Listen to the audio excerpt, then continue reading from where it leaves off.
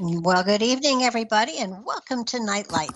Step away from the mainstream and gather around as we enlighten the world and our realities and travel this cosmic journey we call life. Join us as we share with you and provide that beacon that can ever guide us all to a better way. Explore with us as we examine a metaphysical montage of spiritual insights covering everything from the mundane to the magical, UFOs to unicorns, and everything in between. This is Nightlight, a reminder that you are never alone. We're going to be doing readings tonight. I have Michele Avante with me again tonight, and we are doing what we normally do. So there is a lottery as far as the phone numbers you can call. Um, Things have switched around just a little bit, and you have to kind of roll with the punches. So for the next 2 hours, the call-in number will be 928 202 4608. I know I posted other numbers earlier today, but this number felt like it was a better number. It's almost like playing the lottery. This number should work with us tonight. So we're going to cross our fingers. Michele is a published certified planetary systems analyst, consulting metaphysician, and ordained minister. And in her spare time, she does lots of other things too. She's taught and consulted in many areas of metaphysics. She's lectured and given more than 15,000 live consultations on radio, television, and at seminars and workshops across America. And her columns have appeared in newspapers and magazines since 1985. She is talented. She is gifted. She is an amazingly good sport, as I have found since I have been having adventures with Skype these days. So welcome to the show yet again, Michele. Hey, I'm so happy to be here. Yeah, nobody fell off yet. This is great. See, we're going to master this yet. Oh, yeah. I figure given enough time, energy, and the right phone number, we'll be just fine. I gave out the number people can call, and I did repost it. So hopefully people will realize that there is another secret number to get into the show tonight. But until somebody calls, I did want to talk with you a little bit. It's been galactically absolutely weird out there with eclipses and full moons and meteors, and we have another eclipse coming up. What is happening? Where is the stability? It's just a period in time where there's huge change going on. That's what's happening. It is what it is. We are in a zone in time where we've got Uranus and Pluto doing their dance, and so that's not a very stable combination. Anytime you have Uranus active, it's all kinds of instability, revolutions, sudden experiences, things that you have no expectations or understanding of tend to happen. And with Pluto involved, we have transformation caused by those sudden, unexpected, revolutionary need for freedom experiences. So Pluto blows things up and transforms things. And Pluto, of course, has been traveling through Capricorn. And in Capricorn, it's a statement of transformation of things that you have known as stable for a long, long time. Capricorn represents governments, religions, any kind of structure, anything that has been a structure, And that which we have depended upon for stability. Yeah. We had expectations of being there forever.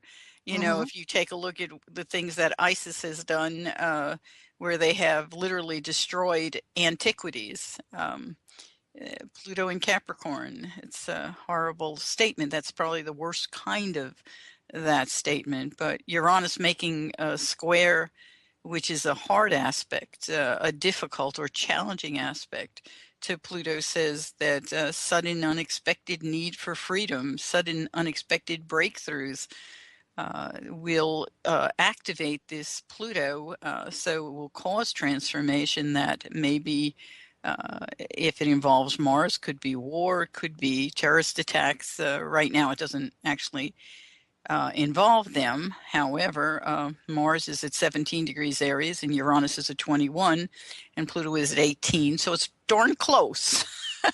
Darn Wow. close. They are actually in a pattern right now that could activate something that we have not wanted to see. Mars moves pretty rapidly, so you're looking over from now through the next week. There could be something that activates that could be challenging. But it could also just be the protests, and we're in a new state of consciousness, so we like to think of things as being positive rather than negative, and certainly as individual lights, which each of us are, we hope we'll continue to work on focusing on those good things, because every time we have a good thought, a loving thought, a happy thought, we promote that.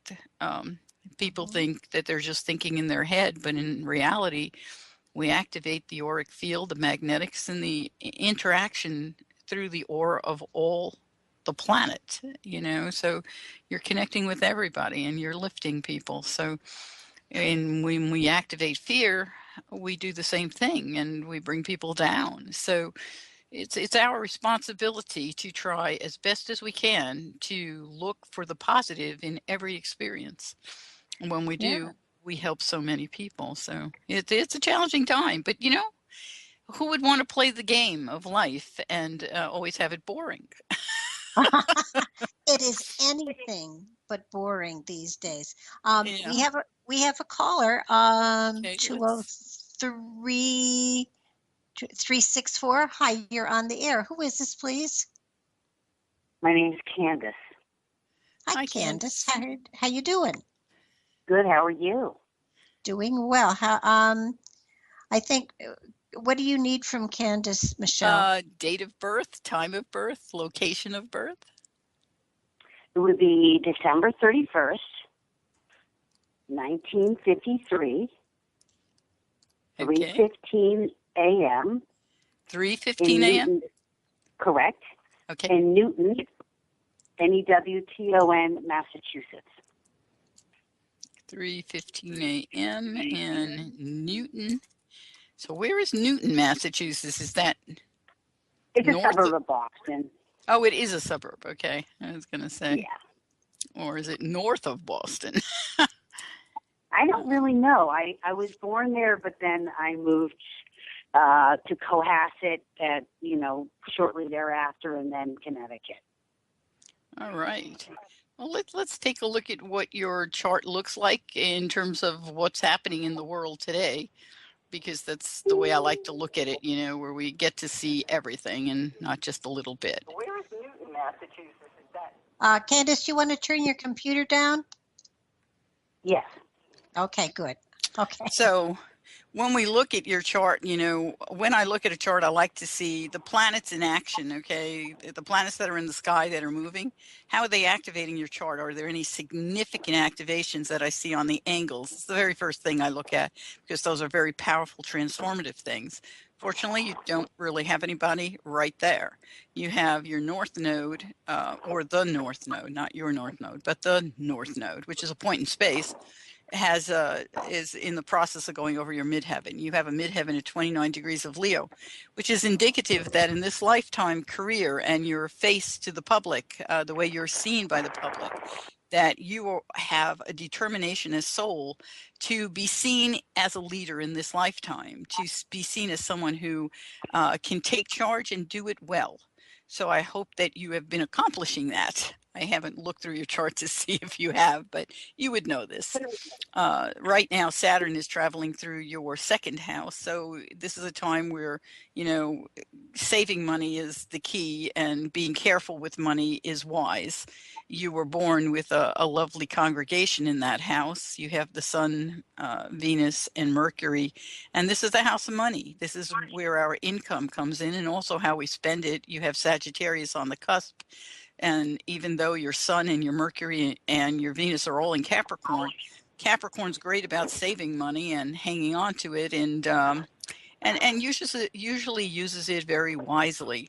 They're not they don't just spend it, but coming through Sagittarius, any activation of these by any of the fire signs would probably cause you to let go pretty fast and easily, especially if it meant travel, or if it meant spirituality or religion, or if it meant learning, higher learning, education, or those would be key things that might trigger you to spend your money.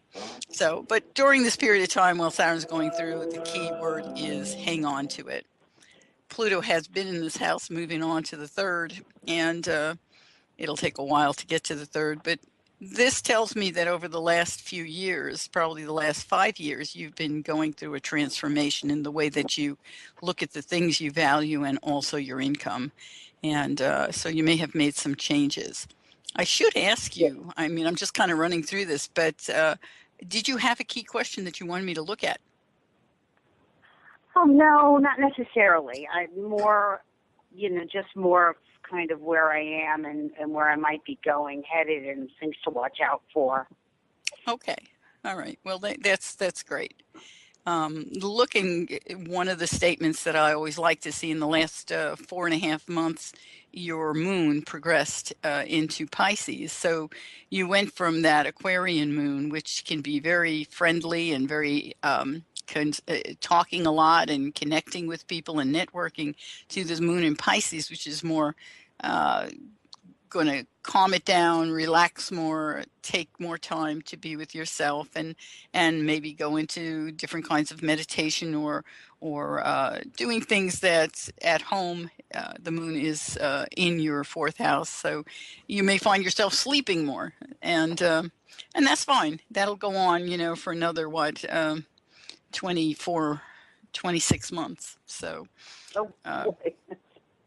And well, it's just a period of time, and we all go through these different periods over a lifetime. So, but it's always interesting to watch them and to recognize where you're at, especially when you've just recently changed signs, because we go from a very active lifestyle to a different one, and then at some point we look back and say, is there something wrong with me?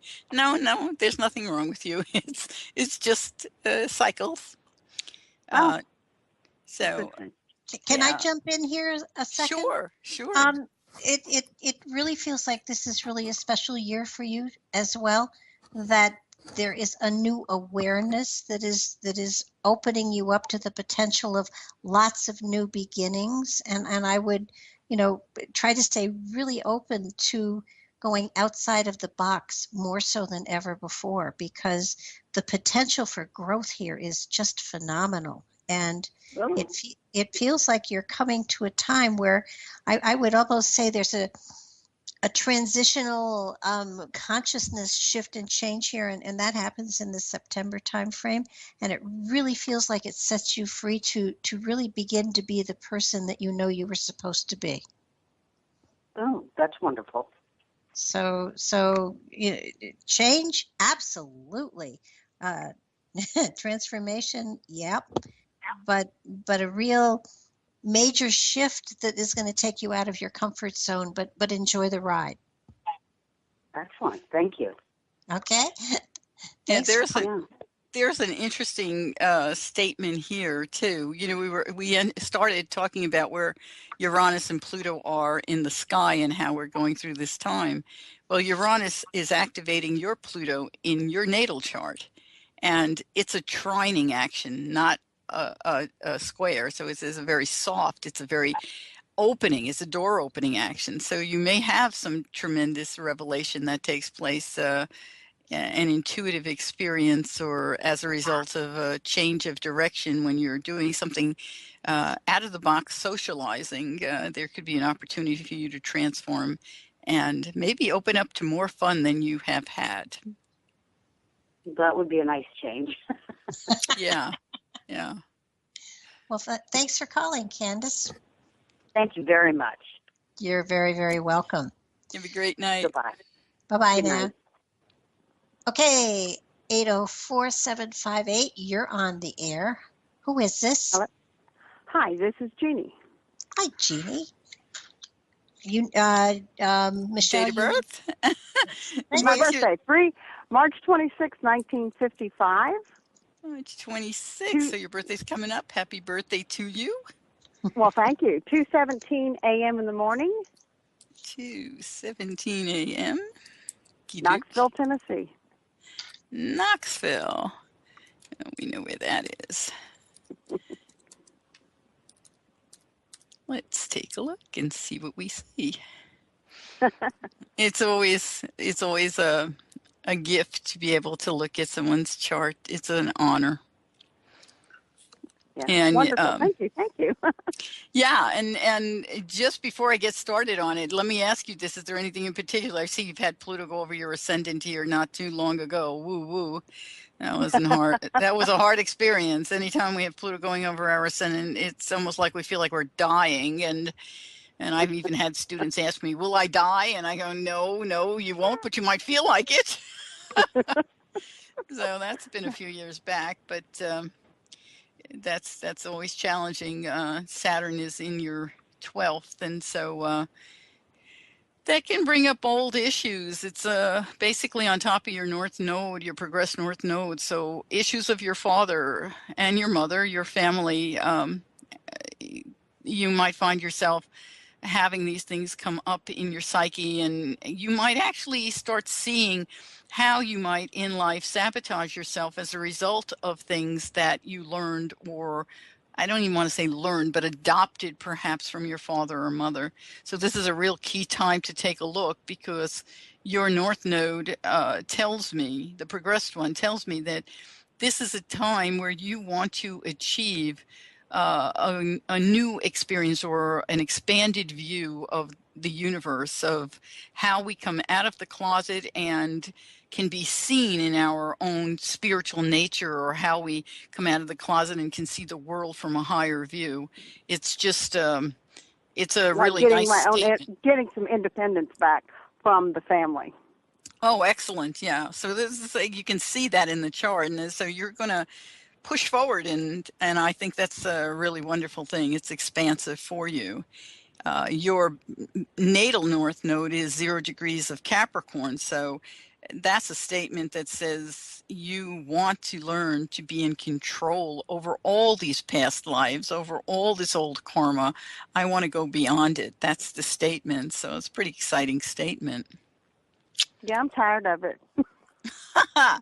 Well, I'm sure you're going to get to where you want to go. It's just you have certain determination. You know, your moon is in Taurus, so, and your Mars is in Taurus. You are one determined individual. You're not somebody who, when you have a need, you are the kind of individual who will emotionally push yourself to get where you need to go. When everybody else says, step back, you'll say, I don't think so. That sounds about right. Yeah. Well, it's good, you know, it's good to be able to achieve. And of course, your son is an Aries, so your mom and dad didn't get along all that well. They were really at each other, and that was a very stressful way to grow up. But that causes you in your psyche to have a kind of sometimes you go back and forth. You go, I should get out there and I should try new things. And another part of you says, no, I'd rather stay here and be comfortable in my own home. Let me get just comfortable. So you kind of fight with yourself. It's a real tug of war sometimes. It is. So you know, the key is, if you're aware of these two parts of yourself, try to work things out with you, and you can do this by the moon sign. If you watch where the moon is every day and just kind of play it out for each month, get an astrological calendar, and whenever the moon is in an earth sign or a water sign, that's the time for you to take care of yourself at home and stay home. And when it's in a fire sign or an air sign, that's your time to get out. That will help now that's you. fascinating. Yeah, that will help you balance it, especially in the early part of the signs. So when you see the moon going into Taurus, for example, you would say, that's going to be my time to have a nice bath, stay home, eat great meals, you know. Okay. I'm very good with structure. Well, that's good. Yeah. You know, your North Node says, I will do structure in this lifetime. I'm going to find a way to make it happen. So that's good stuff. Your Mercury, on the other hand, you were born with it in Pisces, so you have one creative mind, very intuitive mind, could be a very psychic mind. You have a lot of potential there to create whatever the universe offers. You can create it into something better. And right now, Neptune is sitting right on top of your Mercury. So you should be able to, if you take the time to do any kind of vision work or meditation work, you should be able to get all kinds of insights. You should have them just coming in. And just rolling through like the TV cameras just on. I believe it. I believe it. I mean, that's just 11 degrees. I mean, that's a master number on top of it. And then it's just sitting right on your Mercury. Wow. So Neptune does not move quickly. So it'll be there a little while more right on. And then it will go forward, come back, and it'll make a few passes. It's not a one-time deal. So. And Uranus is at 21 degrees Aries right now, and it's approaching your 4th house cusp. It won't get there for a little while. It'll be another probably 2 years. But when it does, you may say, I think it's time for me to get up and make a change. And your change might be just changing the way your entire house looks, or it may literally be that you'll choose to move.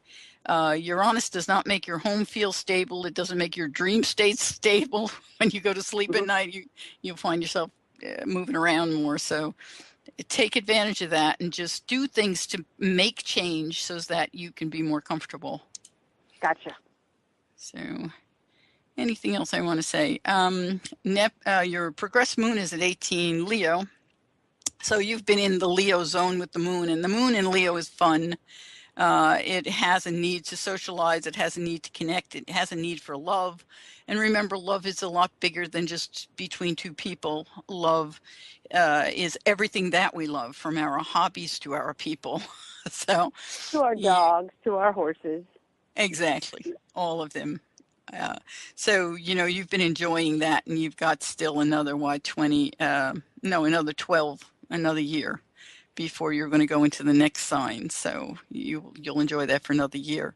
And then it will go into Virgo, and you'll find yourself paying more attention to health things. So I would highly recommend, before it actually gets into Virgo, just as you come to the end, so this time, go back a month from this time next year. And during that time, start taking a look at your health and start making sure you're doing all the good things you need to do to be healthy. Because when the progressed moon goes into Virgo, and it's going to eventually square your 6th house cusp, which is your house of health, you want to make sure that you get your health in order previous to that. If you do that, you're not going to you'll minimize anything that'll come up.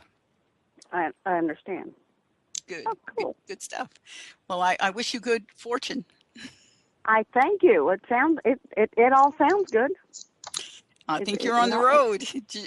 Jupiter's getting ready to, when Jupiter's in retrograde right now, but it's going to go direct, come May, I think.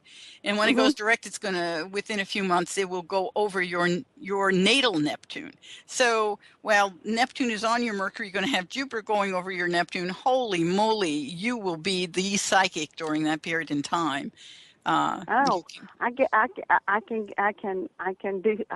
Maybe I could do some channeling, and it actually makes sense. It would not surprise me at all. And you may also you might feel driven to intuitively go to a different place or go to a different spiritual spot, or who knows what you'll choose to do. But I mean, there could be a learning curve there. You might find yourself meeting someone that you find gives you tremendous information and helps you move to another level psychically and spiritually. Fantastic. Well, thank you. You're very welcome. Good fortune to you. Take care. Same to you, hon. Thank you. Bye-bye. Thanks for calling, Jean. Bye-bye. Okay. We have Wally with us as well. Hi, Wally. How's it doing? Had to hit the mute button. Very well, Barbara. How are you tonight? Doing well. Michelle's going to need to have your birthday. When's your birthday, Wally? Hi, Michelle. March 8th, 1957. Oh, wow. So your birthday is almost here. Wow. Yeah, the firecock is the Chinese New Year. Yes. And I was born in Muskegon, Michigan. Okay, I didn't get the time. Did you tell me a time? 6:57 a.m. Shift change in the nursing ward. 6:57 a.m. And could you spell the name of the city? I didn't quite catch it. Muskegon, Muskegon. Oh, Muskegon. Okay. And the state is what? Muskegon what? Michigan. Michigan. I should know that, but I don't. I do now. Okay, let's go take a look, Wally. Are you still in Michigan? I'm still in Michigan. I just happen to be 60 miles north on the south branch of the Pere Marquette River. Wow. I'm a Pisces and I love water. Yeah. Well, let's take a look and see. Pisces. We love Pisces. My dad was a Pisces. All right. You were born with the sun on the ascendant. How interesting. And you have Venus and Mercury together, all in Pisces. Very psychic combination. Very intuitive about who you are. And other people will look at you that way as well. And right now, Neptune has been traveling and it is approaching your sun, but it is probably active anyway. So you've probably been experiencing a lot of psychic experiences, highly intuitive. Well, Neptune's in your sign. It's been active in your sign for a while. So how did your life change over the last 6 years? It's been a struggle. Wow. It's been a struggle. I don't know if there's something blocking, something I'm not doing right. I feel I have everything, but I don't. Well, let me take a look at why you're saying that, because I'm not seeing that from, sun in the first house should give you, a little oomph. It should make you feel pretty good about yourself, because that means that the sun at the moment you were born was just getting ready to touch the horizon line. And that usually brings a lot of joy and a lot of light. Your sun is unfortunately, it's in an opposition to Jupiter. So Jupiter's not giving you everything it would like to deliver to you. So sometimes you struggle with relationships, and that can be difficult. Your Jupiter also involves career, so it can be a struggle with who you are in terms of your career, as well as picking up relationships or one-on-one connections with people through your career. So, and that statement, it's a Virgo Pisces statement, so it's not as grounded as it needs to be. It's like you want to be grounded, but you're picking up information and it's not grounding. So I don't know that people are really seeing you for who you are. Michelle, it's like a carrot being dangled in front of me. Wow. I just can't grab that carrot. And I just, I feel what you're saying. I feel good about myself, but there's just something there. I don't know what it is. Yeah. You were born with Jupiter in Virgo, which Jupiter doesn't really know what to do in Virgo. And Jupiter gives you everything. It's all the gifts. And it's in an opposition to your sun. So that's a bit of a struggle. Let's see what else it's doing. I know where it is in the sky. Let's see if it can bring you something. I'd like to see that. So let's take a look. You've had a Jupiter return, and Jupiter is right now making a sextile to your midheaven. So there is a possibility that something should come up for you here, right in this time zone. Jupiter is in retrograde, so it's actually facing your part of fortune. So if you are looking for anything in terms of career, this is a time where I would step it up and I would go ahead and go for it. Whether you want to ask somebody for a raise or you want to try something different, this is a time where I'd say, go for it. And it's going to come around again because Jupiter's got to go all the way back, and then it's going to turn around and come forward. So probably I'm going to guesstimate. You could email me and I could get this closer, but I'm going to say probably around September it should be back right on this part of fortune. And then it will be direct, so the opportunity should be very strong at that point. And also Saturn will have moved out of the way. Right now you have Saturn traveling through your house of career, and And that kind of says, I have to work hard. I have to work hard. It doesn't really let up, and it can make you feel not excited. Kind of makes you cold towards career and not excited to get up and go to work. But Saturn actually is about to give you an opportunity. It's about to trine your Pluto. So there could be something, again, I'm saying there could be some opportunity that will open up for you. I'd love to pin this down for you and get the exact date. I would like to get in touch with you because I need to move Saturn out of the way before the end of March. Oh, you know, really I've heard people ask me to do things like that before, but I can't. I know. And you know, Oh gosh, that's funny. With the second eclipse coming up now, when we have full moons and all the eclipses we went through last year, this year, I feel them coming up. I feel them going down. Oh, wow. And well, you know, the one that's coming up in August is enormous. Is there not one coming up somewhere around the 26th or 27th? It's not one that I'm overly concerned about. The one that I'm most concerned about is the one on the 21st of August. We had one that just was here on the 26th. But August 21st is a total solar eclipse. You'll be able to actually see it in the United States if you're along the path. And the path runs from Salem, Oregon to Paducah, Kentucky, I think. Yep. I did see that. Yeah, so I think you're going to be too far north perhaps to see it. You might see part of it.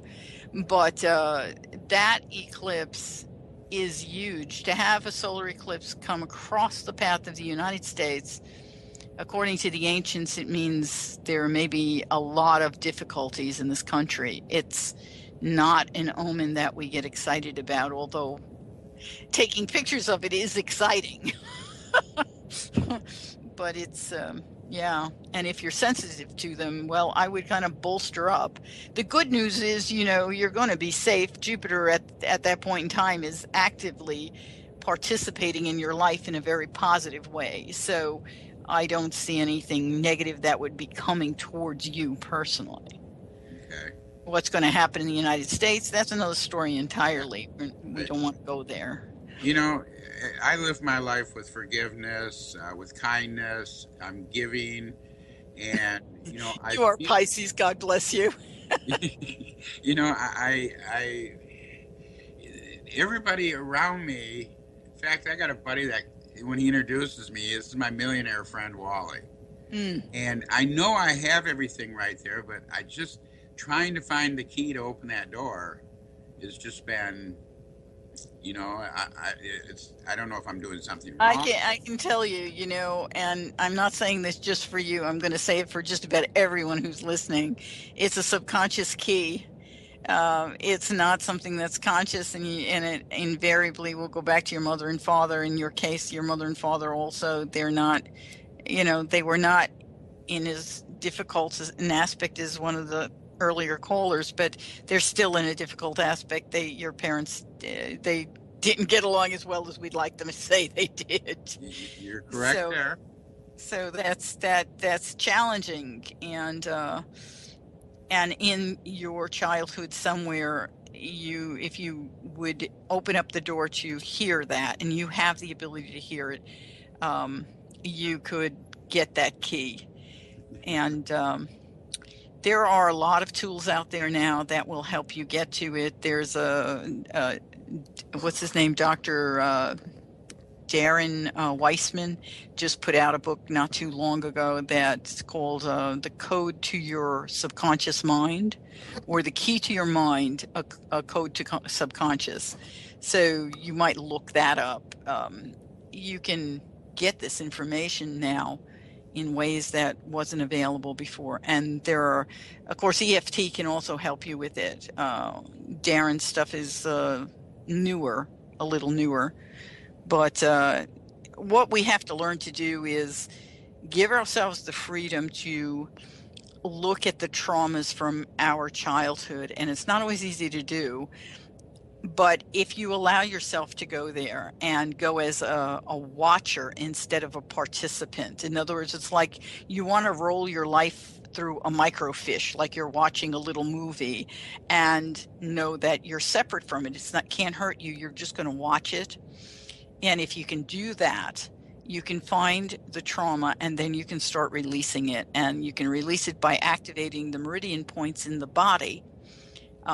Weissman does it by using the mudra, which is from the American Sign Language, the hand signal for I love you. And it's your thumb is out, your index finger is up, and your pinky is up. The other two fingers are rolled back. That symbol is I love you. And if you will look at the trauma and just point that symbol at your heart and keep repeating that you love you, you'll start to release that trauma. We all need to do it. We all have trauma, some much minor, some so significant it's almost terrifying to me.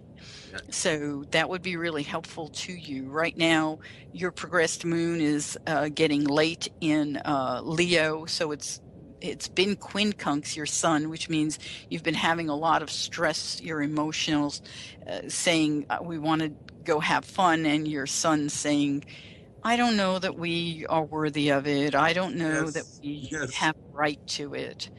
So what you want to do is start saying, I love you and you have a right to it. You need to wake up every morning, and everybody who's listening needs to do this. Wake up every morning and say, I am a divine being. I am loved eternally.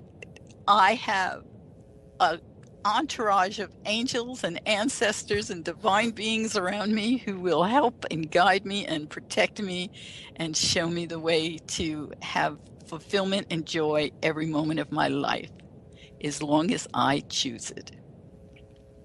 So practice that. I will do that. Now, the hand signal for I love you was what now? Yeah, you put your thumb out.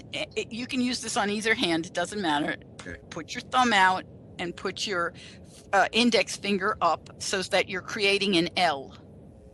Okay? That L stands for love. The next two fingers are rolled back into your hand, and your pinky is straight up so that your index finger and your pinky are making the symbol of you. Yep.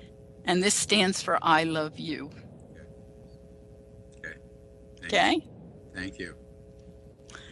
Oh, I wish you good fortune. Email me and let me know how you're doing, and I can. And if you email me and ask me, Michelle, when is that Jupiter going to activate my part of fortune exactly? Come September, I will look it up for you. Okay. Yeah, I stay in touch with Barbara. In fact, we spoke this morning, and just a wonderful lady. I enjoy listening to her. I respect her and listen to what she says. And she talked highly of you being on the show tonight. That's why I'll call in. And a lot of times I don't understand the astrological, but you explain it very well. Well, I hope. This planet's here, this planet's there. I have no idea what that means. But that's okay. The reason I always say it is because there's some of the listeners are studying astrology, and it helps them understand. Thank you. Thank you. Well, thanks for calling, Wally. Yeah. Thank you, Barbara. And hey, Keith, how are you? Okay, we got to move. I'll just mute and kind of hang in here. Thanks. Okay. All right. I knew that we would get this next caller. Just not a doubt in the world when she saw you were on. So, hi, Noreen. How are you doing? Oh, Barbara, how are you guys? And Wally and Keith and everybody. Michelle, thank you so much for taking my call. Thank you so much. Oh, it's great. We love it. Cool. Tell me your date of birth, Noreen. Oh, yeah.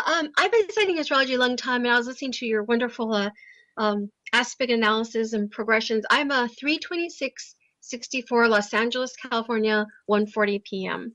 Okay, it was a little fast for me. I'm sorry, I'll go March slower. 26th, 1974? No, 64. 64. Okay, And 1:40 p.m. Okay, Los 1:40 Angeles, California. p.m. and that's LA. Okay. I should have 10 degrees Leo rising right there for that time. Okay, we'll see in just a sec. I'm sure you're right. Let's see, Los Angeles. Yeah, even if you use Coke and I use Placidus, you would still have that rising. Okay, so for those who are listening and understood what I just said, and the rest of you just ignore it. Okay, so let's see. Yes, I have 10 degrees Leo, 57 minutes rising. So let's go ahead and take a look at the dynamics though, okay? And you're probably real familiar with your chart, it sounds like. So I am, but one thing I need more study on is progressions. Transits, yeah, but anyway, just go ahead and tell me whatever. Yeah, well, you want to treat the progressions. They're very important. Yeah. For anybody who's listening who studies astrology. I mean, I meet a lot of young astrologers, and when I say young, I don't mean your age. I mean just haven't been studying that long, who don't even look at the progressions. But activation of the planets in transit on a progression is significant and shouldn't be overlooked. So that's very important. Would you call a progression also, just really quickly, the solar arc is also a form of main progression, right? Basically, because you're talking the whole solar chart moving, or is that? Absolutely. That's really what a progression is when you're doing secondary progression. It's like a solar arc. That's exactly correct. Mm-hmm. So when we... Can I interrupt just a second? Sure. 386, could you mute your phone, please, while we're talking? And okay, I will. Sorry. No problem. I'm sorry. Go ahead. Okay, so when the first thing I'm noticing as I look at your chart, well, I'm noticing a couple of things, but Uranus is, moving towards your midheaven, and that's, going to be a key event when it gets, you have Jupiter as your most elevated planet. For those who don't understand what I've said, that means that Jupiter, the planet that I call Santa Claus, okay, is the planet that gives the greatest gifts and opens up doorways. That is closest to the midheaven. So at the moment that Noreen was born, Jupiter was almost at the middle of the sky if you were looking up at the moment she was born and could see the stars and the planets, which you couldn't in the middle of the day from Los Angeles, but nonetheless, that's where it was. So Uranus activating Jupiter is coming up for you. And that can make some real significant changes. It could also open a doorway through some kind of travel, because Uranus does love to travel, and so does Jupiter. And I don't know if you have any plans coming up, but this is... I do, actually. I mean, not immediate, but within a year or two, I do. Exactly. I was going to say, it could be a year or two down the road. So that's, and it could be that you're going to go somewhere to study. It could be that you're going to go to the Olympics. I don't know. You were born with Jupiter in Aries, so that could be the Olympics. No, I'm not really into the sporting. I mean, I like physical activity, but I'm not going to travel for sport. It'll be more, cultural and that kind of thing. Yeah. Well, having Aries on the 9th house, this is the house of travel. It's the house of spirituality, but putting Aries on this cusp, Aries is like the warrior. For those who are not familiar with Aries, it's like the foot soldier who runs out into the war without even considering the possibilities. So it's also the sign of breakthroughs, new beginnings. So when we have Jupiter in Aries in this house and Uranus in Aries, which is all about sudden opportunities, sudden change, sudden events, you can have a breakthrough of some kind where you're going to suddenly decide, I want to do this. I want to learn this. I want to travel to this place and learn this thing. So, that could be coming up for you. And it could be through the travel that activates. And let's see here. That's kind of, your Jupiter is pretty much on its own. It's I see Venus right now is trining Pluto now. That's, and I don't know. That's kind of interesting, I suppose. I don't know. It's gotten me opened up. You mean Venus in the sky? Yeah, well, I mean, no. My natal Venus, I think, is trining the Pluto right now. I mean, like, it's in Capricorn. Pluto is trining Venus. I'm sorry. Okay, I should say reverse, right? Yeah. Yeah, you have to change the way you say I'm that. sorry. Yeah. Okay. So the activation is always from the planet that's traveling. So Right. Pluto making a trine to Venus is an opportunity for transformation for sure, of things that you love, things that involve your career. And if you have, and it's coming through the sixth house, so there could be an opportunity of some kind to literally change your workplace or to beautify your workplace, or a change that will maybe it could even be some kind of a merger of a company that beautifies your workplace. But there's some opportunity for you coming up, and it should be a good one. Do you do something with your hands, or do you do something with beautiful or luxury things? Well, yeah, because with my Venus and Taurus, I've been doing, well, I do a few things, but massage is one of the things I do. Okay, So, there we go. thinking, Okay, yeah. I Okay, mean, that makes good sense. And so coming up, you may find that you're going to transform the workplace, is what it looks like. So there may be an opportunity. And right now, your progressed sun has already passed, unfortunately, Venus, and progressed Jupiter is applying, but it'd be a long time before it ever catches that. But you were born with the moon absolutely trying your Venus. So I know. so maybe this change, because this change is basically a grand trine for you. There is a doorway that opens up here that can give you more of what you need or desire in terms of what you value, and also in terms of income. And it might even give you an opportunity to work out of a home, or work from home, or do something regarding your home. Yeah, that's kind of the trend that's been going on the last few years that I see not stopping really, And also the because Pluto is in the right now in my sixth house, it does directly has been making major changes in my health regimen ever since I entered the sixth. Oh, absolutely. It will do that. Absolutely. And it's a good thing. That's always never a bad thing. For you, you have Capricorn on the house on your sixth house. The sixth house, for those who are not familiar with astrology, is the house of your health. It's also the house of your workplace. And when we put Capricorn on this cusp, people with that signature tend to be more regimented. They tend to control their health better. But health issues develop usually in the bones or the teeth or the skin, because Capricorn rules those. It could also develop in the knees.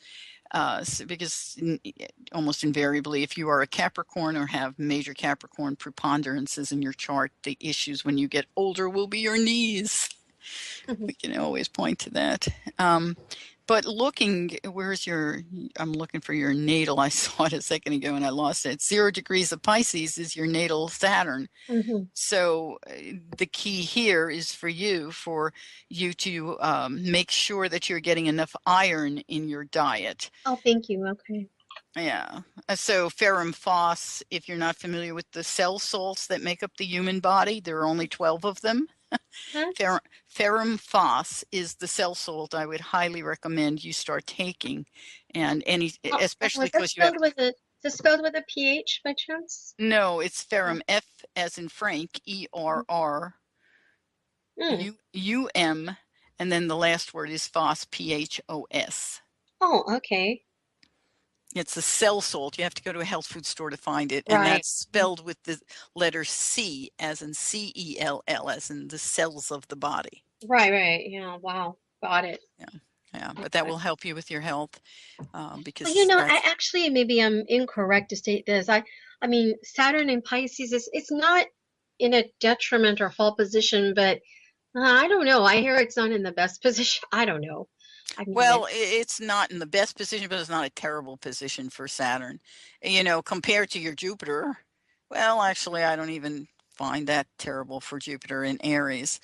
It's still a fire sign. It's just that Jupiter is more expansive and Aries is more personal, and it kind of fights with itself in that sign. And Saturn in Pisces, it can get along better, I think, in Pisces than Jupiter does in Aries. Oh, that's interesting. I never thought of it that way. I mean, I hope I'm helping. Well, Saturn is very tight with the Earth, and when you put it in a water sign, it's good for building, so it's not a bad thing.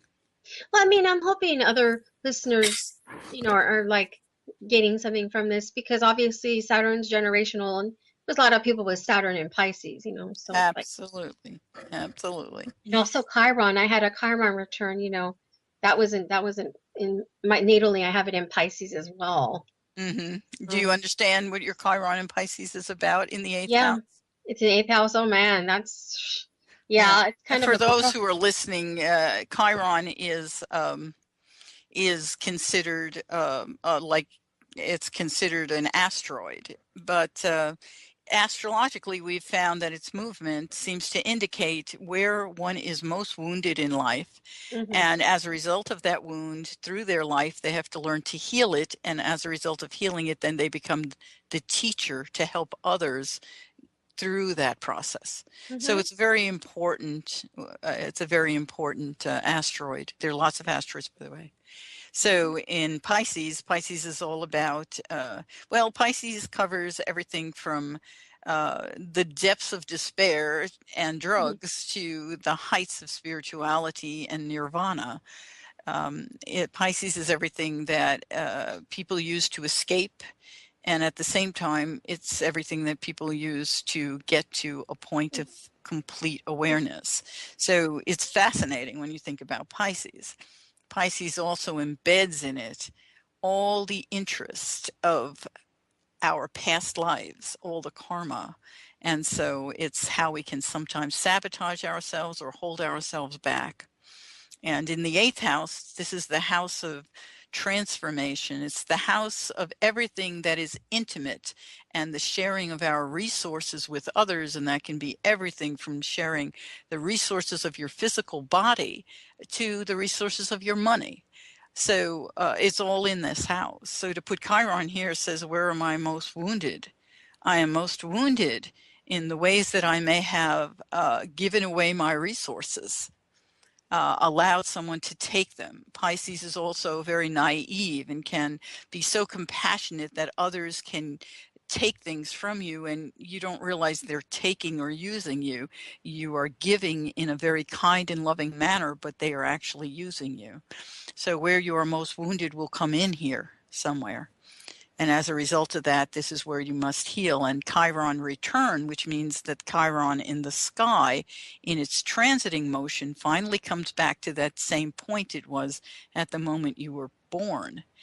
So it comes back to say, what have you done? Have you discovered me? Have you understood me? Are you now teaching?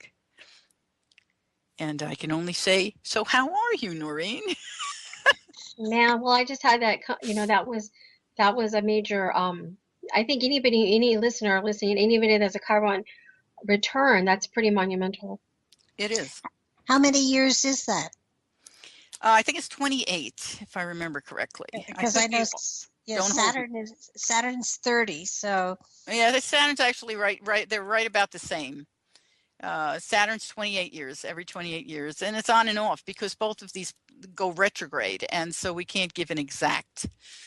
But you can almost, I'll tell you what, if you listen to the news when they talk about some young man doing something, shooting somebody or hurting himself or jumping off a cliff or whatever, almost invariably they're going to tell you he's 27, 28 years old, 29 years old. It's going to be right in that framework. I almost guarantee you're going to hear it now that you start listening. No, I don't want to take up too much more of your time. So just one last question. I have not gotten an answer for some reason. Astrologers, I haven't had a chance too much to bring it up, but I think, can you confirm whether I have a yod between Mercury, Neptune, and the moon? I think I do. Mercury and Neptune, let's see, where's your, oh, okay. And the moon?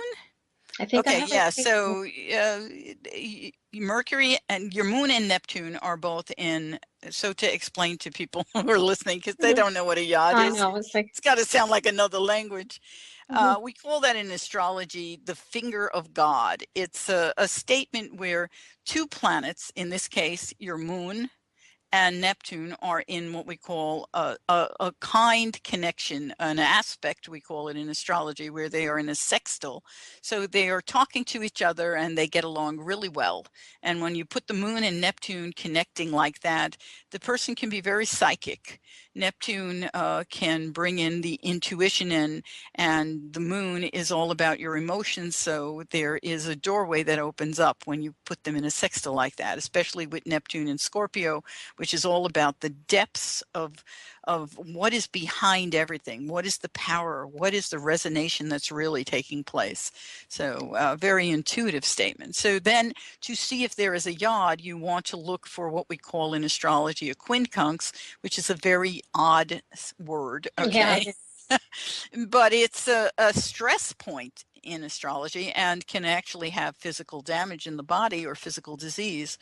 And it's an 150-degree aspect. So you would go 150 degrees from Neptune around.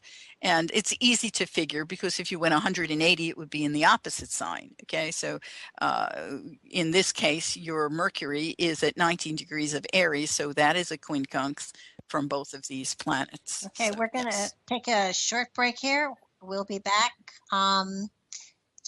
So thank you very much for hanging in there with us.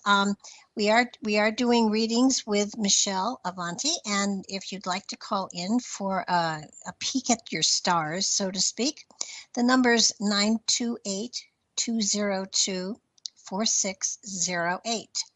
And right now we've got 386-767. Hi, thanks so much for hanging in there with us. Okay. Can we have your name, please? Joni. Joni. Yes, Joni. Tell us your date of birth, Joni. 6/16/1947. Sounds very familiar to me. 6/16/1947. What an interesting voice you have.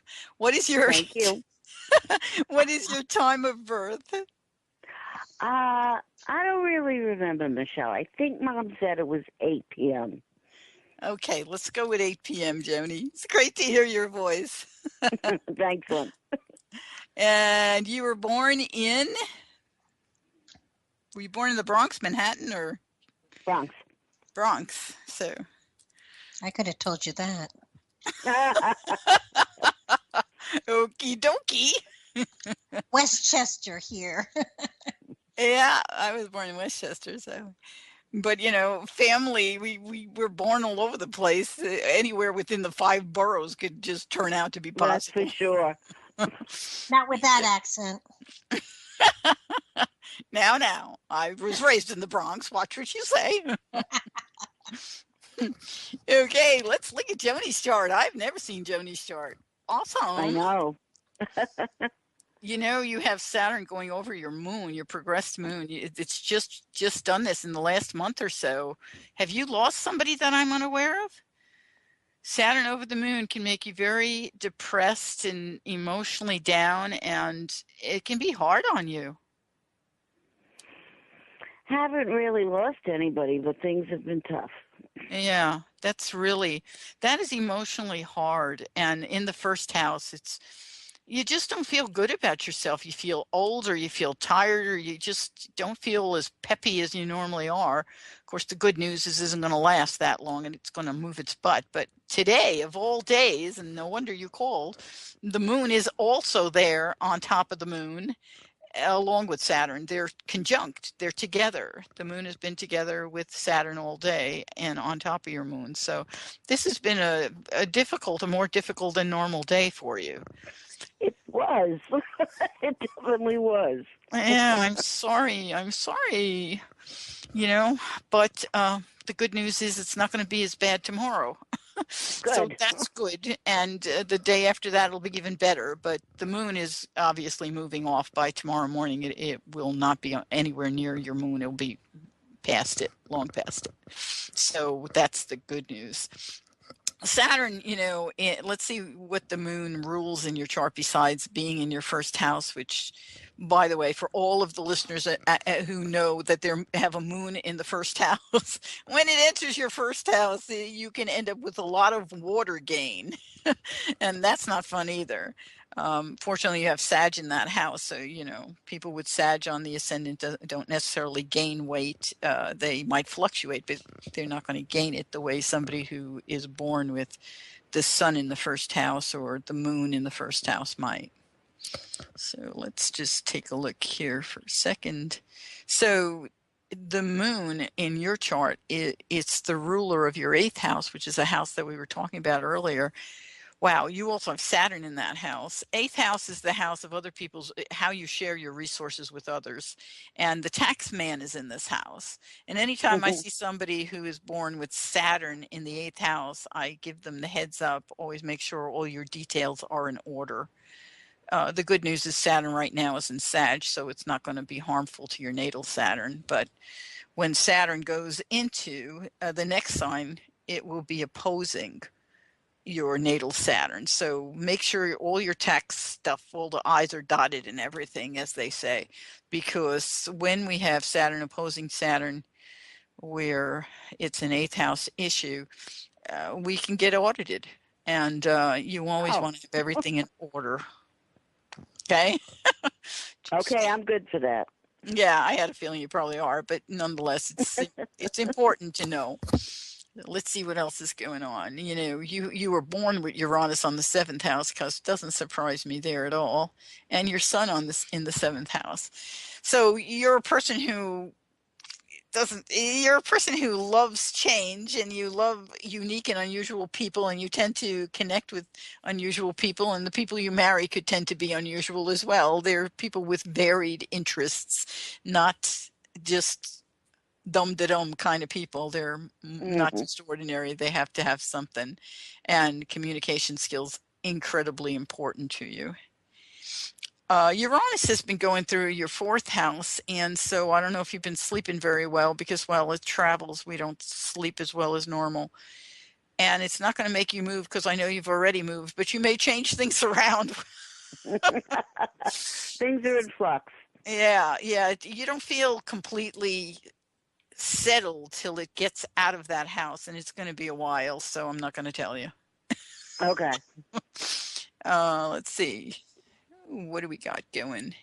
Jupiter is going through your 10th house. And of course, well, you know what? Jupiter at 22 degrees is making a beautiful trine to Uranus. So there could be some opportunity for travel. There might be an opportunity to connect with someone new, or to go out somewhere that might be a great social event for you. It certainly is going to, right now it's in retrograde. It's going to turn around and come back early this fall. And when it does, that opportunity will really blossom out. So there's something coming up for you. I'd take advantage of it, because it will really be fun. So you've got good news coming up when Jupiter turns around. And it will be out of the blue. Somebody will surprise you. Somebody might even fly in that you haven't seen for a long time. So that's there. Are you traveling in the fall, Michelle? Oh, I only wish. Me, I don't do planes very well. I know. The last time I did a plane, I got Bell's palsy. I just don't feel that great about planes. Right now, Mars is in a quincunx action to your Jupiter, and Uranus also is. So you have to be careful when you have Mars and Uranus in a quincunx like this. So here's my news to you. Be careful around the house. Do not be extreme. Pay attention if you're handling a knife or anything made out of metal, because with this combination, it's over this next couple of days. It's amazing that you called me when it's at 17, and you got just a few degrees here. So it's like the next 4 days. Be careful with your car around the house. This is really around the house. So anything metal, your garage door. I try to think of all the things, but I never think of them all. The last time I saw this, I told Joe, honey, be careful with everything metal. And I gave him a long list. He came home that night and he said, you forgot to tell me about lifting weights. And he had dropped a weight on his foot. Oh, said, no. I can't think of everything, but I try. Okay. But I'll look out. Yeah, no, pay attention. I'll be Really, aware. seriously, I'm not joking. I had a lady with this some years back, and I told her that, and she went and cut her finger. Ugh. Oof. So, yeah, don't do this. Don't do that. Okay. So you need to watch for that right now. What else is going on? Do you have any specific questions? I should ask you that. Not really. Okay. Not really. It's Just so want nice to see what you see. Yeah, let's see here. Got the North Node. I was just kind of looking at health things. I just want to make sure health is good. You have Gemini on the sixth house cusp, so Mercury is involved with health. As long as your Mercury is not under siege, you should be fine. And your progressed Mercury is in that eighth house. It's already gone through all the stuff that it probably caused problems some years back, but it's not in any zone now to cause any problems. And Saturn is supporting it. It will make an opposition. Like I said, you should call me. Okay. It's probably 2 years from now. It's not right now, okay? But Okay, good. call me in and I'll get you the dates on that. Okay. Yeah. Let's see what else. Anything else I'm seeing? Pluto's not doing anything yet. It's already done what it could do. That's some years back. Where's Gemini for her? Because in the spread that I have, Gemini is the sixth house. So tell her what you're finding. well, I have Gemini, sorry, as the central card for the spread that I put out. So 1, 2, 3, well, 4, that's her 5, sun. 6. She has her sun in Gemini. Okay, well, I don't know how that happens, but it does. but the sixth house here has new foundations. It's almost as though you're beginning to rebuild and restructure yourself so that it feels like there's a greater stability for you here, though not necessarily in your physical home, but in the spiritual home. There's a wonderful stability here that is new and that is stretching you and taking you outside of the box in many new directions, so that it feels to me as though this is going to be a year where you shine. I mean, Cool. is it going to be difficult? Of course. You checked all the boxes. You were a very ambitious spirit before you came into this lifetime. So don't grumble when things are thrown at you, because you charted it. But and next time, don't drink before you go into the building to check the boxes. But Okay. I just can't see angels drinking, but nonetheless.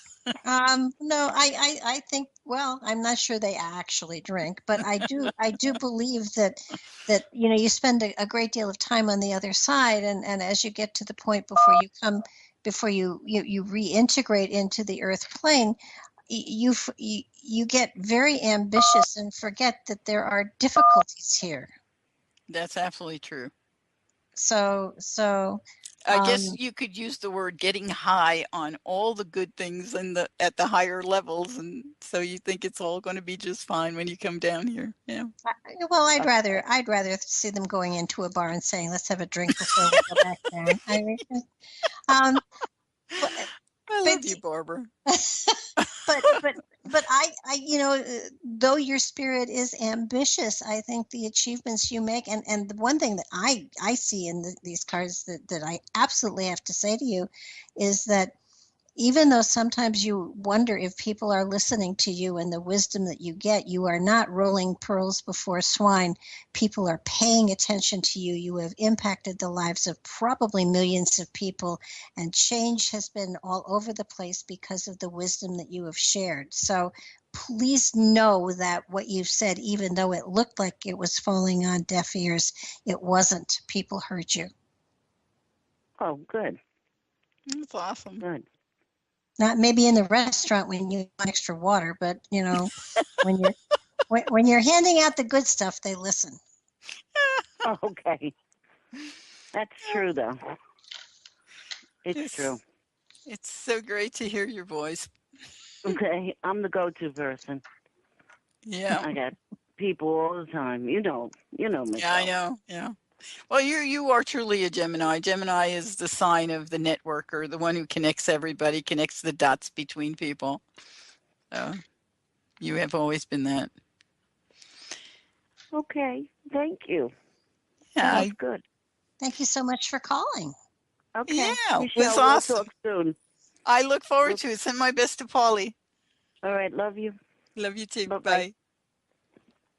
Bye. Okay, yeah, I am so curious because with the exception of her, Mhm. almost everybody that has called in tonight was Pisces. And I'm Pisces. It's interesting, huh? It really is. It's sort of like, I people do tend to be drawn to be um connected to, I think, similarities, which because when I heard the second and then Wally and then it was sort of like, wow, that is really cool. I wonder what it is. And I guess there are similarities and synchronicities between the signs, even though there are many years difference between all the people that called. Oh, of course, yeah. Well, it's when we talk about sun sign, we have certain qualities that are inherent in the sun sign. And what happens is based on where it's placed in the chart. So the moment that the person is born can make a big difference in how active that sign is. So you can have it mitigated so that the person doesn't seem like a Pisces, but is a Pisces, or you can have it where it's really, really exacerbated, as we have had a few people call tonight where their sun, their Mercury, their Venus are all in Pisces. That's a stellium, a small stellium in Pisces. Mm. I did have another question that has been um, bothering me. Not bothering me, but is a curiosity that I'm not familiar with, and because I'm not an astrologer and I don't understand a lot of the stuff you're saying. I mean, I when you speak English, I do, but when you speak astrology, you Yeah, totally lose me. got But it. there is an aspect that I understand we are coming into, and it was explained to me that it was the progression of the equinoxes, and it takes place about every 30,000 years. Are you familiar with this? Progression of the I'm going to say, yeah, I understand what the progression of the equinoxes is, but I think it's a connection to the 26,000 years. So I don't know if I don't see the Yeah. 33,000 Oh, year figure. okay. Yeah, the 26,000 year. Yeah, I'll go for that. Yeah. Um, is this a cosmic? Um, Yeah, whenever you talk about progression of the equinoxes, you're talking about an actual constellation, a cosmic an event that's the result of solar system movement, not just when we talk natal astrology, we're talking about the planets moving around the Earth. It's geocentric. In other words, it's off of the Earth. The experiences the Earth experiences as a result of the planets' movement. mhm. Okay. When we talk about progression of the equinoxes, we're talking about solar system movement, the entire solar system moving around its sun. Sirius is the sun of our sun. Does that make sense to everybody out there? Do you understand what I've said? I got it. Okay, good. So our solar system, it takes 26,000 years for our solar system to go around its sun, which is Sirius. Okay. Sirius, the sun, the fixed star. Now I'm serious about this. Um, no, really, really. I know, There, Barbara. I there, believe it. no. There's a reason for this. Okay. Now, are Well, of we? course, this is a key time. This is a key time. Even anyone who's listening who's a biblical scholar will know that there is a statement in the Bible that says when uh, our planet or when our solar system or when our star, it depends on what edition of the Bible you're reading, returns to the footstool of the dog star, change will come. Are we at the footstool? Yes, we are. Okay. Now, I heard this explained, and the reason I'm pulling it up, well, two actually. At this particular time frame, at this when we're at the Juncture. footstool. Yep. Mhm. This is a time when those who are attuned, those who are aware, those who are awake, I don't want to use the word psychic, but I guess it's the best term to use, because that then Or everybody will intuitive, you understand. could say just intuitive.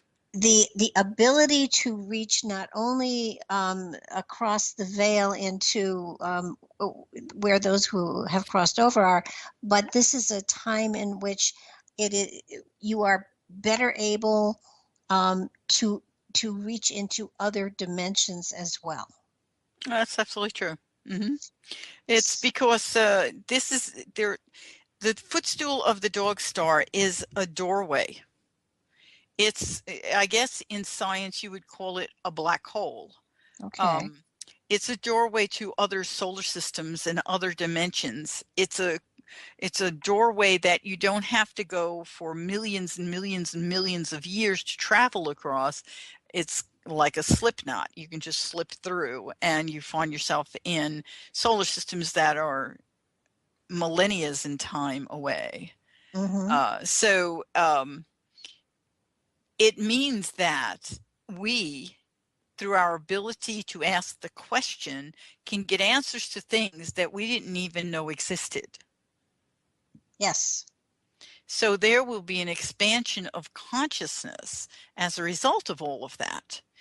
When you are open to receive the unknown, the unexplained, things that do not fit the linear mind and the consciousness that has been developed for centuries in this zone we call Earth, when you are willing to receive the unknown, you are now in a time zone where you can receive it.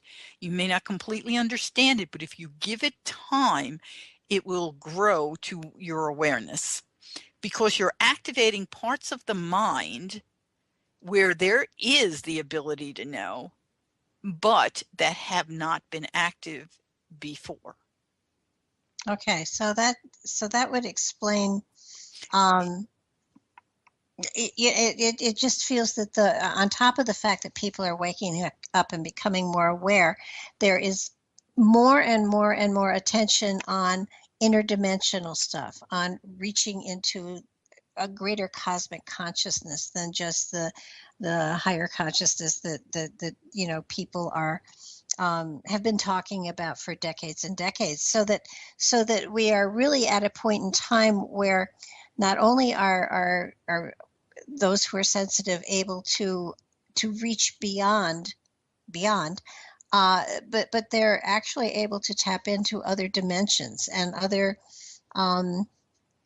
star systems, even, I guess. And this is a time, at least from my understanding, that some of the falsehoods that have been doled out to us are going to be come to the light, and we're going to understand that a lot of the myths that have been woven because there was no real explanation for things are going to be dispelled, because there is going to be a greater awareness of a greater spiritual universe out there. That makes sense? Yeah, that it makes sense, and it's also absolutely true. We're in a space where anything is plausible and anything is possible if you agree to know, agree to be part of the greater episode of creation. We as individuals are now, like you said, we're going beyond just looking for higher states of consciousness. We're going to understand oneness, coming to an awareness of oneness. And when most people think of oneness, they may think of being connected to the planet, being connected to the trees and to other life forms, which is a main part of oneness when you are using the geometric viewpoint, the earth viewpoint. But oneness is so much far beyond Gaia. Gaia is one piece of an enormous puzzle, and we are part of all of it. We're not limited to Gaia, and we're not limited in any way to just the species that we know of here, because we are part of everything in creation. And so once you open up to that possibility and go beyond this, allow that information to come to you, your awareness will see things that you'll go, wow, don't know what that is. Didn't know it existed. Does it have a name? And, we are trying to understand who each of us are. And, when we say we are each a conscious, eternal spark of God, it's a little image. It doesn't really show you what you are. No. Well, It sounds like a little image, but every one of us is enormous and beyond our imagination in terms of power. Well, each of us is actually the source of a new universe at some time, or multiple ones. Yes. Absolutely. And if you think just of the human body, I always think of the human body as an organism of universes. If you look at it in that respect, you have, astrologically, we look at the different parts of the body, the different organs of the body are ruled by different planets. So it's like you have an entire solar system within the 50 trillion, is it 50 or 500 trillion? I don't know. The numbers are too big for me. Cells that are in the human body. So when you start to look that way, and when you look at a cell, every cell is a small universe. It's a small solar system. Oh, absolutely. And the reason I asked is because I'm going to have on at the end of the month the guy that discovered the Bosnian pyramids and is actually exploring the tunnels and things that are there under the pyramids actually next week. And they're one of the stones that they found in one of the tunnels. Well, there are a lot of stones that have pictographs of some sort in them. And one of the pictographs was translated. It was translated. Well, first of all, they carbon dated a lot of the stuff that are in these tunnels, and they carbon date back to between 26 and 30,000 years. Okay. Now, the pictograph, as they deciphered it, said something to the effect that they had filled in the tunnels that they were going to have to survive there as warriors and stuff like that, and wait until the Stargate opens again. Oh, fascinating. So that in other words, we're just about at the time frame when the Stargate is open. That Stargate will open again. Yes, and I find it fascinating that they were discovered a number of years ago, and they are excavating it all, and it's almost as though it's time to open the door again and stuff like that. So it was really kind of fascinating. We do have another caller. Okay. No, we don't. I lied. Or you almost lied. Well, I almost lied. When I started, there was a caller there, but they seem to have hung up. So we'll see. They may have dropped because sometimes that happens here. Yes, we've seen that, haven't we? We don't want to go there, do we? This has been a delightful session here. It has been. And so knocking on wood, we have another 25 minutes. We're going to make it. Cool. But so I'm kind of looking at this, and of course he's an archaeologist, not really, open to spirituality. Okay, we'll try to grab this person real fast. 780. Hi, you're on the air. Hi there. Thanks for taking my call. It's Lynn calling. Hi, Lynn. Michelle. And your birthday is? I didn't catch your name, by the way. I didn't catch your name. It's Lynn. Lynn. And my birthday is December 24th, 1963. So I'm a Capricorn. Yes, you're just born in the early part of Capricorn. So what is your time of birth, do you know? 2 o'clock in the afternoon. 2 p.m. And where were you born? In Canada, in a small town called Bonnyville. Bonnyville. Is it spelled Bonnieville? Bonnyville. Oh, Bonny, of course. It's that British stuff, Bonneville, or it's probably Scottish actually. Who I knows? don't know. And that's Canada. So let's see if my little found it with no problem. Mm-hmm. You never know. My atlas usually finds everything, so it's unusual when it doesn't. Let's take a look and see what your chart looks like. So we have a lot of things going on in the 12th house. You've had Uranus go through there, and boy, that was probably not always easy over this last, I want to say the last 7 years approximately. Mm. That had to be Yeah. a bit of a challenge, to say the least. But it's fortunate. Well, it's getting ready to go over your ascendant, so don't be surprised if you change your hair color or something strange. Yeah, Uranus going over the ascendant makes us suddenly decide to change something about our appearance, and we may Okay. get radical, and people might look at us like, "What did you do?"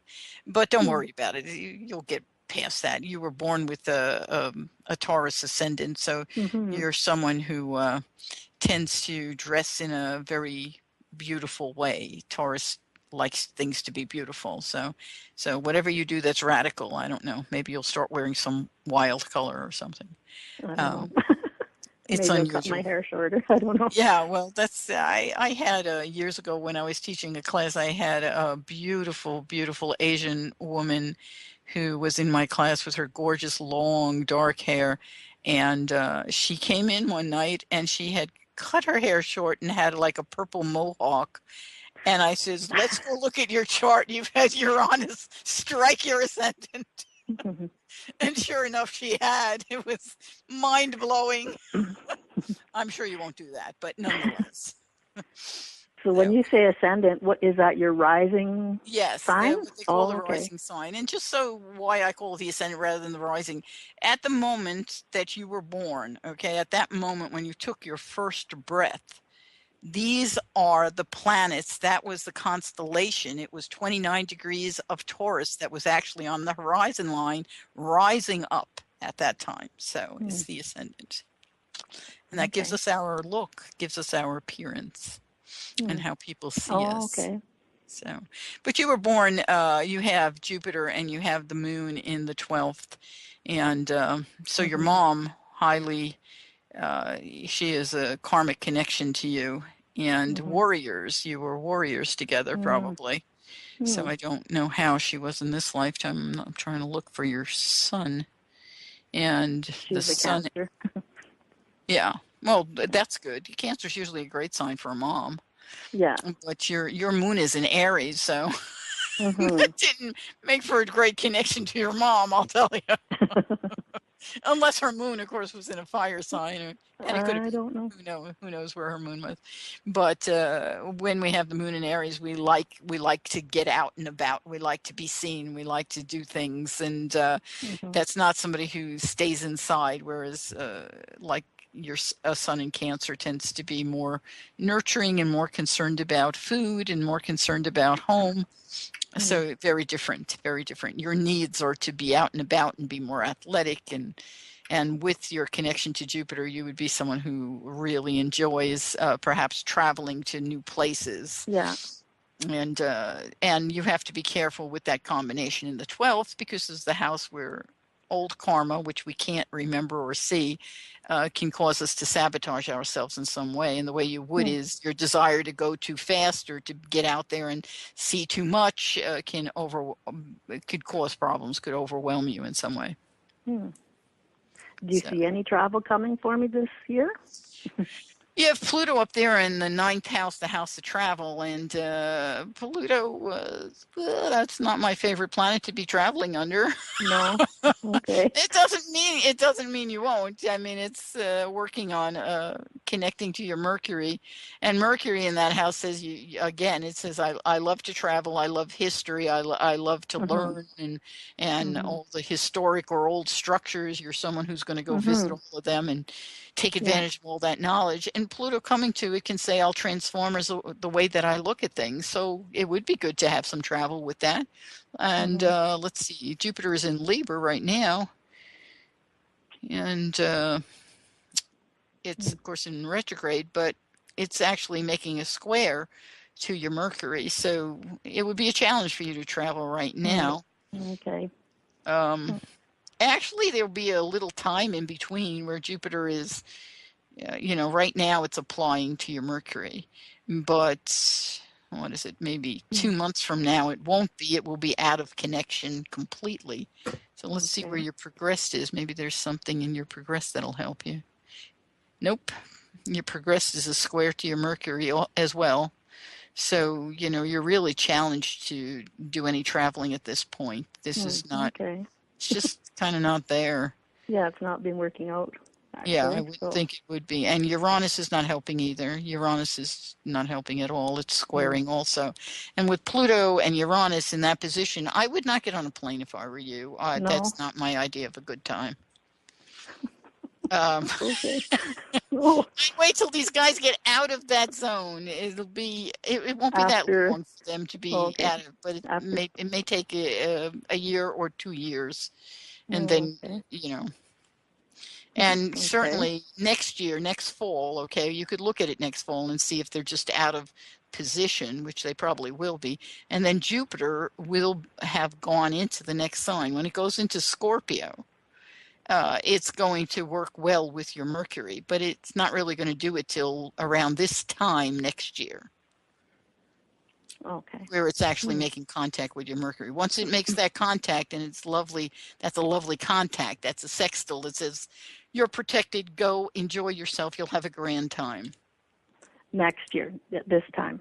Around this time, and I'd have to check it to make sure because it does go back and forth, but probably around this time next year.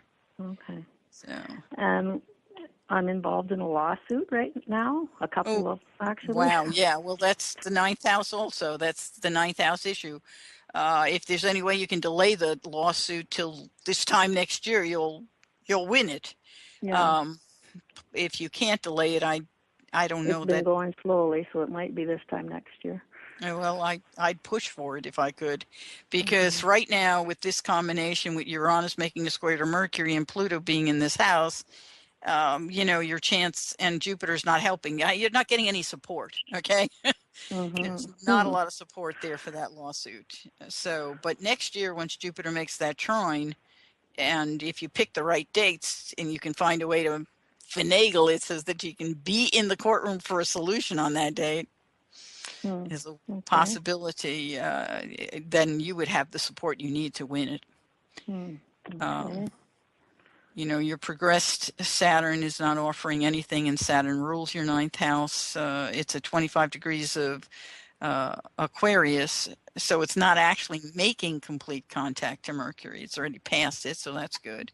But your natal is. You were born with Saturn in a semisextile, well, a semisextile to Mercury.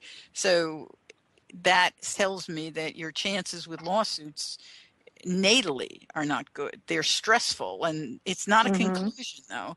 Yeah, because outer planets that are traveling can certainly bring in the support to change that picture. And that's why if I could tell you, hold off till you get Jupiter closer to that 20-degree mark next year of Scorpio, you have a much better chance. Michelle, we got to move on. Okay, I'm sorry. I'm getting a little slow. I get a little tired after a while. Can I just say one thing about I see a pentagram on my chart. Does that mean anything, or is that I'm not looking at the natal chart in front of me, but if you see a pentagram, a 5-pointed star, it depends on how that 5-pointed star is working. But usually anytime it's made up of triangles, the triangles are very positive. Those are doorways that are very helpful to you, and you can define those doorways by looking at each planet, knowing what the planet means and the houses that they rule and the houses they're deposited in. So there's it's a little complicated, but you can do it. Okay, thanks for calling. Thank you so much. Okay, good night. Good night. Bye-bye. Bye. Okay, we got one more we're going to squeeze in here. We have 231. Hi, you're on the air. Who is this? Marlene. Hi, Marlene. What's your date of birth, Marlene? 2/13/34.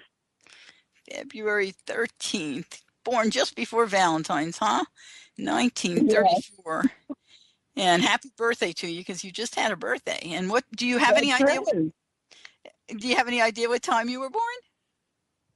I was born probably around a late afternoon.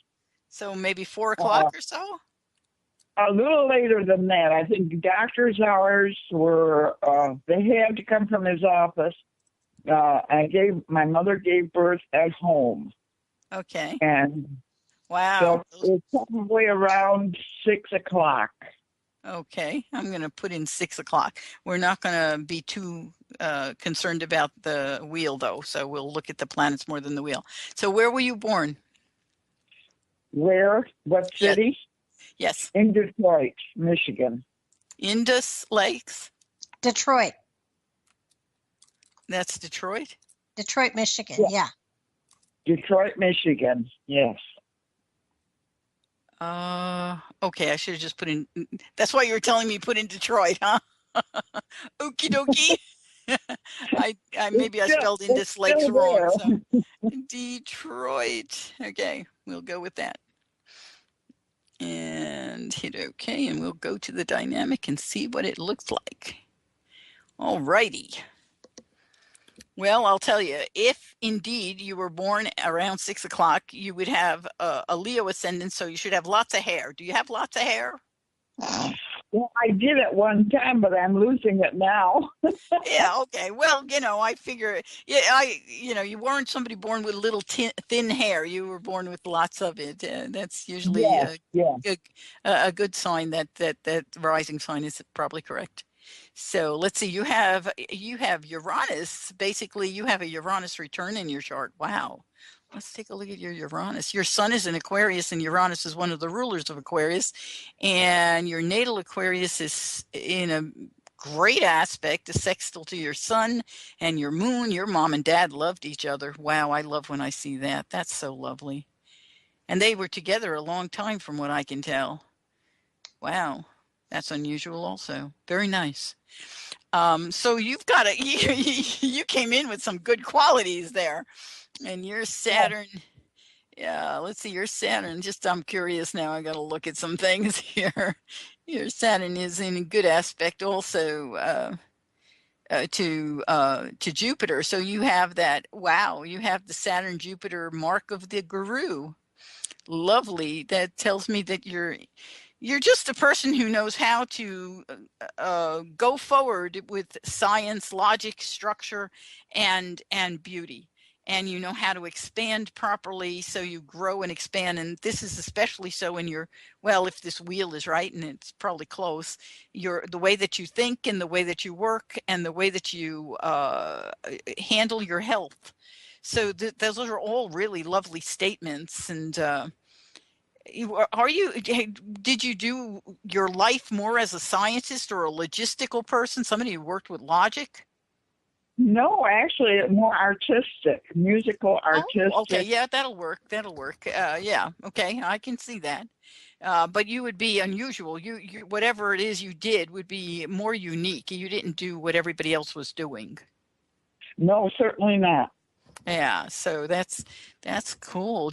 And that sextile, you should have some fame in your life there. That sextile, if this wheel is correct, Uranus has the ability to bring you fame and more recognition. And with the Uranus return here happening, it may not have completely activated yet because it's only at 21 degrees and your natal is 24 and your progressed is 28. So, but that means probably by next year or even in the next 6 months, you may have some kind of opportunity to be seen more, if you have that desire, or maybe you'll take a trip. But it wouldn't surprise me at all if you got some kind of national attention or some kind of somebody does a show on you or writes a book on you or tells your story or does something. Have you? I have a good story. Yes. I bet you do. Wish we had more time to talk. Yeah, but you certainly have some kind of success opening up some doorway. So if if you wanted to do your memoirs or write a book, this might be the time to do it. Of course, Venus in Oh my Aquarius, goodness, yes. huh? Yes. Yes, I've been thinking about that for about 2 years of doing that. Do it now. Do it now. I'm telling you, you're going to get the press you want. You're going to get the recognition you want if you do it now, because in about 6 months' time, becomes active. And once it hits that active, you'll get all kinds of people will be saying, "Oh, yeah," and you could become famous over it. Whether you want to be famous or not, that's up to you. But I mean, you could. These opportunities are not in everyone's charts. You understand that. Yes, I do. Yes, and I'm feeling very strong. Where I am right now, in the past 2 days, I have done something that was beyond what I thought I could do. I feared doing it, but I took a stand and I did it yesterday, and I feel so strong in doing it today. I wasn't forceful, but I got it done. Whatever the big boogeyman was, it's gone. Well, I am so proud of you. And that's Saturn making a beautiful trine to Uranus in your chart. Saturn right now in the sky is activating your natal Uranus and your progress. It's actually hitting the sweet spot between the two. And that trine says you have the ability to do something that might be difficult. And it's an opportunity for you to make a huge, sudden, and a remarkable sense of freedom, a change that brings freedom. Yes. So it's a beautiful statement. And all of this is not without challenges. So I don't want everybody on the call thinking that you just have a sweet chart. That is not true. you have challenges in this chart. God bless you, like all of us. Yes, I have. But I see that. I mean, you were born with Pluto making a square to Uranus, and we've been talking about Pluto and Uranus all night long. It's unbelievable that we've been talking about them, and here you're born with them in a square. So you have had the challenge of attempting to break through and transform to attain what your wishes and dreams are, to empower yourself, to break free and not do what your family said must be done, or the way that your family did things, or and this can be ancestral too. You know, most people don't realize that every time they take a step beyond their family, they're breaking the chains that held their ancestors back. And they're all there. All that is in the DNA, and we activate it in a way that allows us to move forward and our progeny to move forward. Whether you have progeny or not, it allows all the progeny of the world, because there are parts of you in everyone. So it's a wonderful thing. Wow. So anyway, this is just wonderful. yeah, I'm surprised that I lived and that I'm living at this age. And I was just talking with my son. I can remember horse-drawn wagons in the area that we lived. You know, what the garbage men that picked up, the man who came around with waffles, with a horse-drawn. I went from a horse-drawn carriage era to jet propulsion, you know, space and such like that. And I think it's remarkable that I have lived through all this time and enjoyed it. You need to tell your story. And you know what? Because you do have Venus in Aquarius, you could tell your story electronically. You do not have to put it on paper. So don't confine yourself to paper unless you want paper. Okay. Okay. The Venus in Aquarius can break free of paper. So get a little MP3 player, or just, if you have a computer, speak into it. Almost every computer today has the little microphone in there. Just click on it. Yes. Talk into your computer. And otherwise, get yourself a little MP3 recorder. They cost about $50. You can go search one on Amazon and record, and they're wonderful because you can carry them in your pocket. You can go outside and record, and one recorder will go for hours and hours and hours. So you can record several days worth on one recorder. I like that idea so well. Yeah. And I would engage someone, if you have a nephew or a niece or a grandchild or someone who is talkative, who would love to ask you questions, ask them to ask you some questions, and then record it, because you'll be more alive when you tell the story. It will be very convincing and fun. Excellent. You bet. I'd love to ask you, so call me. I bet Barbara could too. Yeah, I think that's a great idea, Michele, because to have your story in your own voice is something that's so precious that will live beyond you. Oh, I thank you for calling in. Thank you, Michele. Thank you, Keith, so much. Thank you, Wally, for bringing your mother on. This was a great show tonight. Thank you, everybody. You have a wonderful night. Thank you. I love it. I love it.